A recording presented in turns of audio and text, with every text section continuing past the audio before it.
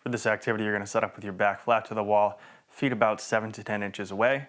You're going to make sure you have pressure through your heels as well as the base of the big toe. You're going to squat down slightly, trying to allow your back to flatten further to the wall. You reach out, palms up with both hands here as you take an inhale through your nose. Then you're going to exhale, feeling your lower ribs come down and together, and gentle tension in through those outer abdominals. Then you're going to repeat the reach, maintaining your back flat on the wall, but reaching further out with your hands as you inhale.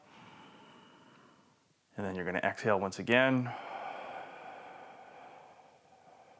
making sure to get all the air out, feeling the lower ribs come down and together. Then you're going to repeat for a series of breaths.